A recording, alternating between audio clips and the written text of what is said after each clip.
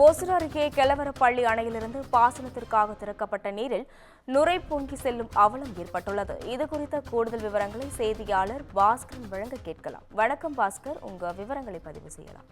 வணக்கம் அஸ்வினி. நிச்சயமாக கர்நாடக மாநிலம் நந்திமலை பகுதியில் உற்பத்தியாகும் தென்பெண்ணையாறு பல கிலோமீட்டர் தூரம் பயணித்து தமிழகத்தின் நுழைவாயிலாக உள்ள ஒசூர் அடுத்த கெலவரப்பள்ளி நீர்த்தேக்க அணையில சேமிக்கப்படுகிறது.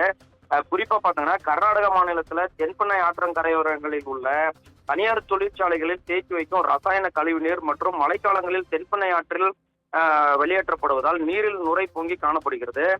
ஆனால் தற்போது தென்பெண்ணை ஆற்றில் நீர் கணிசமாக மட்டுமே அணைக்கு வந்து கொண்டிருக்கிறது. குறிப்பாக அணையின் முழு கொள்ளளவான 44.28 அடிகள்ல தற்பொழுது 40.67 அடிகள் தான் நீர் சேமிக்கப்பட்டுள்ளது. இந்த சூழ்நிலையில அணைக்கு வினாடிக்கு 290 கன அடி நீர் வரத்தாக உள்ளது. அந்த அளவு நீர் அப்படியே முழுமையாக வெளியேற்றப்பட்டு வருகின்றது. இந்த சூழ்நிலையில அணையிலிருந்து பாசனத்துக்காக திறந்து விடப்படும் வலது இடது புற கால்வாய்களில் தென்பெண்ணை ஆற்றங்கரையில் நீரில் செல்லும் அதிகப்படியான நுரை பொங்கி ராட்சச நுரைகளாக மேலும் ரசாயன நுரைகளாக குவியலாக துர்நாற்றத்துடன் வெளியேறுவதால் விவசாயிகள் மிகவும் கவலை அடைந்துள்ளனர். அஸ்வினி, கூடுதல் விவரங்களுக்கு நன்றி பாஸ்கர்.